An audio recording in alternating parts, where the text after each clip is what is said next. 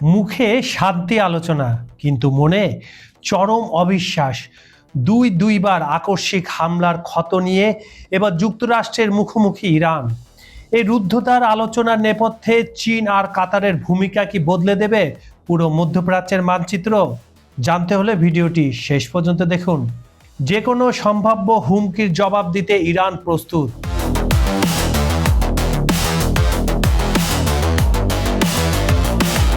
যুক্তরাষ্ট্রের সাথে চলমান আলোচনার মধ্যে ইরানের সামরিক বাহিনী যে কোনো ধরনের হুমকি মোকাবেলায় পুরোপুরি সতর্ক এবং প্রস্তুত রয়েছে বলে হুঁশিয়ারি দিয়েছেন দেশটির সুপ্রিম ন্যাশনাল সিকিউরিটি কাউন্সিলের ডেপুটি সেক্রেটারি গাদির নেজামি। শান্তি আলোচনা চলাকালীনও নিজের দেশকে সুরক্ষিত রাখতে ইরান যে কতটা বদ্ধপরিকর তার বক্তব্যে সেই সুরই ফুটে উঠেছে। বিগত বছরগুলোতে শান্তি আলোচনা চলার মাঝে যুক্তরাষ্ট্র এবং ইসরায়েল দুইবার ইরানে আকস্মিক হামলা চালিয়েছে। এই ধরনের অনাকাঙ্ক্ষিত ও বৈরী আচরণের কারণে ওয়াশিংটন এবং তেল আবিবের প্রতি তেহরানের চরম অবিশ্বাস তৈরি হয়েছে, যা ইরানি কর্মকর্তারা বারবার প্রকাশ্যে ব্যক্ত করেছেন। কূটনৈতিক তৎপরতার অংশ হিসাবে গার্দির নেজামি বর্তমানে ভারতের রাজধানী নয়াদিল্লিতে অবস্থান করছেন। সেখানে সোমবার তিনি চীনের পররাষ্ট্রমন্ত্রী ওয়াং ই সহ দেশটির উচ্চপদস্থ কর্মকর্তাদের সাথে একটি গুরুত্বপূর্ণ বৈঠকে মিলিত হন। ভারতে অবস্থিত ইরানি দূতাবাস এই দ্বিপাক্ষিক বৈঠকের বেশ কিছু ছবি সামাজিক যোগাযোগ মাধ্যমে প্রকাশ করেছে। এই বৈঠকটি বর্তমান বৈশ্বিক পরিস্থিতিতে আঞ্চলিক নিরাপত্তা ও ভূ রাজনীতির ক্ষেত্রে ইরান এবং চীনের মধ্যকার কৌশলগত সম্পর্ক জোরদারের একটি বড় ইঙ্গিত হিসাবে দেখা হচ্ছে। একসঙ্গে কাতার ও বাহরাইনে বিস্ফোরণ।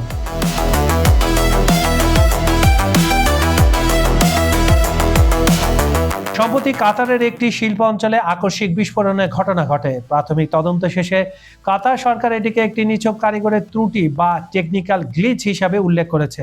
তবে ঘটনার পরপরই প্রতিবেশী দেশ বাহরাইনেও অনুরূপ আরেকটি বিস্ফোরণের খবর ছড়িয়ে পড়ে।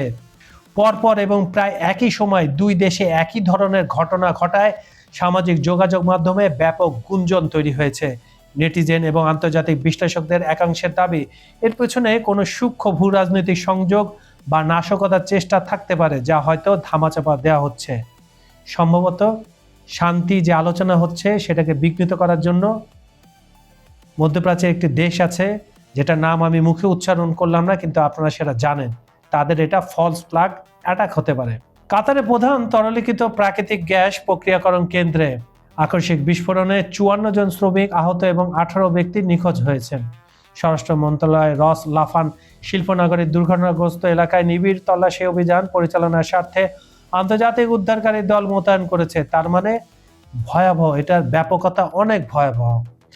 রাষ্ট্রীয় প্রতিষ্ঠান কাতার এনার্জি পরিচালিত বারজান কারখানার আগুন দ্রুত নিয়ন্ত্রণে আনা সম্ভব হয়। প্রশাসনিক দুর্ঘটনাটিকে স্রেফ কারিগরি ত্রুটি হিসাবে উল্লেখ করব। বাহরাইনের সমসাময়িক ঘটনার সাথে সম্পর্কিত ভূ রাজনৈতিক নাশকতার সমস্ত সামাজিক গুজব দৃঢ়ভাবে নাকচ করেছে।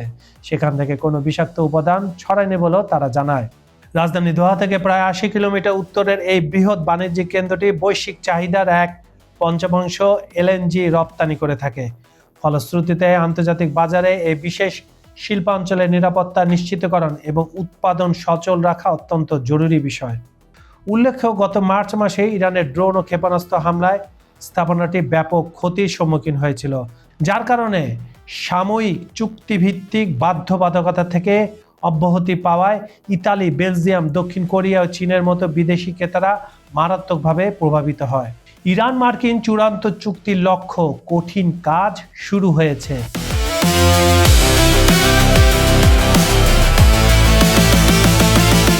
সুইজারল্যান্ডে অনুষ্ঠিত আলোচনা ইরান ও যুক্তরাষ্ট্রের মধ্যে ভবিষ্যতের আলোচনার ভিত্তি তৈরি করতে খুবই গুরুত্বপূর্ণ ভূমিকা পালন করেছে বলে জানিয়েছে কাতারের প্রধানমন্ত্রী শেখ মোহাম্মদ বিন আব্দুল রহমান বিন জসিম বিন জাবের আল থানি। আল জাজিরাকে দেওয়া এক সাক্ষাৎকারে তিনি উল্লেখ করেন, চলমান যুদ্ধ এবং এর ভয়াবহতা বন্ধের পাশাপাশি আলোচনার জন্য একটি উপযুক্ত পরিবেশ ও সঠিক কাঠামো তৈরি করতে এই সমঝোতা স্মারকটি স্বাক্ষরিত হয়েছে।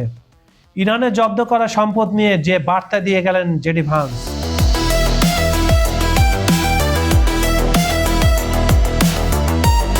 ইরানে জব্দ করা সম্পদ ছাড়ের বিষয়ে নতুন বার্তা দিয়েছেন মার্কিন ভাইস প্রেসিডেন্ট জেডি ভান্স।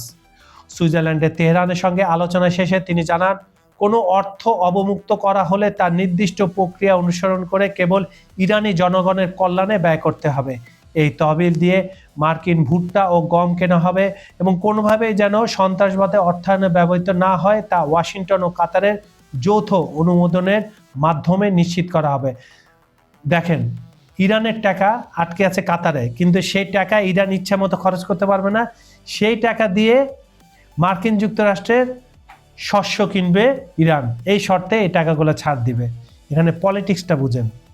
চুক্তির প্রাথমিক শর্তাবলী ইরান যথাযথ পালন করছে কিনা তা তদারকি করতে আন্তর্জাতিক আণবিক শক্তি সংস্থা পরিদর্শকেরা তেহরানে ফিরতে প্রস্তুত রয়েছে। ভান্স আশাবাদ ব্যক্ত করে বলেন, দীর্ঘ ও জটিল দর কষাকষির পর একটি চূড়ান্ত সমাধানের দিকে অনেক অগ্রগতি হয়েছে। বুর্গেনস্টক রিসোর্টে মার্কিন কারিগরি দল এখনও সংশ্লিষ্টদের সঙ্গে কাজ করে যাচ্ছে। পূর্বে রয়টার্স জানিয়েছিল এই আলোচনার শুরুটা ছিল বেশ উত্তেজনাকর। তখন একদিকে তেহরান হরমুজ প্রণালী বন্ধ করার ঘোষণা দিয়েছিল, অন্যদিকে মার্কিন প্রেসিডেন্ট ডোনাল্ড ট্রাম্প পুনরায় হামলার হুমকি দেন। তবে মধ্যস্থতাকারী দেশ কাতার ও পাকিস্তানের এক যৌথ বিবৃতিতে বলা হয়েছে, দুই পক্ষ আগামী 60 দিনের মধ্যে চূড়ান্ত চুক্তিতে পৌঁছানোর লক্ষ্যে একটি রোড ম্যাপে অবশেষে সম্মত হয়েছে। কাতারের পররাষ্ট্র মন্ত্রণালয় প্রকাশিত ওই তথ্য অনুযায়ী চলতি সপ্তাহব্যাপী কারিগরি পর্যায়ের বৈঠক অব্যাহত থাকবে। ইতিমধ্যে উভয় পক্ষ লেবাননে লড়াই বন্ধের ব্যাপারে একমত হয়েছে। পাশাপাশি বাণিজ্যিক জাহাজের নিরাপদ চলাচল নিশ্চিত করতে উক্ত সমুদ্র সীমায় একটি বিশেষ যোগাযোগ ব্যবস্থা চালুর কথাও জানানো হয়েছে। ইরানের সার্বভৌমত্ব, নিরাপত্তা ও জাতীয় মর্যাদার উপর চীনের জোর। নয়াদিল্লিতে অনুষ্ঠিত ব্রিক্স বৈঠকের ফাঁকে চীনের পররাষ্ট্রমন্ত্রী ওয়াং ই ইরানের সুপ্রিম ন্যাশনাল সিকিউরিটি কাউন্সিলের ডেপুটি সেক্রেটারি গাদির নেজামির সাথে এক বৈঠকে মিলিত হয়েছেন। বৈঠককালে ওয়াং ই ইরানের সার্বভৌমত্ব, নিরাপত্তা এবং জাতীয় মর্যাদা রক্ষায় প্রতি বেইজিংয়ের দৃঢ় সমর্থনের কথা আবার বলেছেন। ইরানের একটি ব্যাপক কৌশলগত অংশীদার হিসাবে চীন সর্বদা একটি ন্যায্য ও বস্তুনিষ্ঠ অবস্থান বজায় রেখেছে বলে ওয়াং ই মন্তব্য করেন। অন্যদিকে উপসাগরীয় অন্যান্য আঞ্চলিক দেশগুলোর সাথে সম্পর্ক উন্নয়নে তেহরানের প্রচেষ্টার প্রশংসাও করেছে বেইজিং। বিপরীতে ভারতের ইরানি দূতাবাস জানিয়েছে যে নেজামি চীনের এই রাজনৈতিক সমর্থনের জন্য বেইজিংয়ের প্রতি গভীর কৃতজ্ঞতা প্রকাশ করেছেন। মুখে শান্তির বাণী থাকলেও নেপথ্যের গভীর অবিশ্বাস আর অতীতের ক্ষত মধ্যপ্রাচ্যের এই ভূ রাজনীতিকে এক জটিল মোড়ে দাঁড় করিয়ে দিয়েছে। তবে এবারে সমীকরণটি ভিন্ন। একদিকে চীন যেমন ইরানের সার্বভৌমত্ব ও সুরক্ষায় ঢাল হয়ে দাঁড়াচ্ছে, অন্যদিকে কাতার ও পাকিস্তানের মতো মধ্যস্থতাকারী দেশগুলো যুক্তরাষ্ট্র ও ইরানকে 60 দিনের একটি চূড়ান্ত রোডম্যাপে বেঁধে ফেলেছে। রাস লাফানের মতো গুরুত্বপূর্ণ জ্বালানি কেন্দ্র, রহস্যময় বিস্ফোরণ কিংবা হরমুজ প্রণালীর উত্তেজনা সব বৈরী পরিস্থিতিকে পাশ কাটিয়ে লেবাননের যুদ্ধবিরতি এবং বাণিজ্যিক জাহাজের নিরাপত্তা নিশ্চিতের সিদ্ধান্ত এক বড় কূটনৈতিক সাফল্য।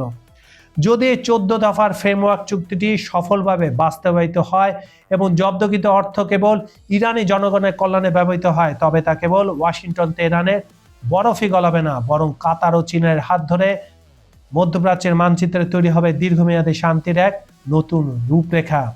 এই আশাই করছে বিশ্ববাসী। কাজল হায়দার, খবর সংযোগ।